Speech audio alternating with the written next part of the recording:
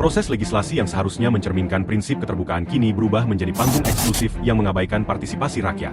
Pengesahan Undang-Undang TNI yang baru tidak hanya menandai lemahnya transparansi dalam pembuatan kebijakan, tetapi juga mengesampingkan prinsip meaningful participation yang menjadi ruh utama dalam demokrasi.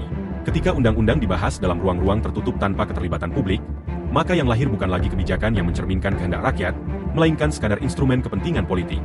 Di sisi lain, substansi perubahan dalam Undang-Undang TNI membuka ruang yang semakin luas bagi militer untuk kembali memasuki ranah sipil. Ini bukan hanya langkah mundur, tetapi juga pengingkaran terhadap semangat reformasi yang telah dengan tegas menolak fungsi TNI. Keberadaan militer dalam institusi sipil yang semakin meluas berisiko menciptakan tatanan yang tidak sejalan dengan prinsip supremasi sipil. Jika supremasi sipil mulai dipertanyakan, maka demokrasi yang telah dibangun dengan susah payah pasca reformasi akan semakin rapuh. Kondisi ini menggambarkan bagaimana politik legislasi lebih banyak digerakkan oleh kepentingan elit ketimbang aspirasi rakyat. Keputusan penting yang berdampak luas pada kehidupan bernegara malah diambil dengan minimnya transparansi dan akuntabilitas.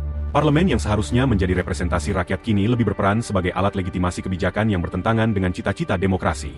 Jika pola ini terus berlangsung, bukan tidak mungkin proses legislasi hanya akan menjadi formalitas tanpa substansi demokratis.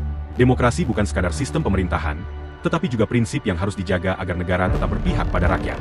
Ketika ranah sipil mulai tersisih dan militerisasi kebijakan semakin meluas, maka hakikat demokrasi itu sendiri berada dalam ancaman. Rakyat bukan hanya sekadar penonton, tetapi seharusnya menjadi aktor utama dalam menentukan arah kebijakan. Jika keterlibatan publik terus diabaikan, maka pada akhirnya, demokrasi yang kita jalani hanya akan menjadi ilusi dalam bayang-bayang kekuasaan yang semakin jauh dari kendali rakyat.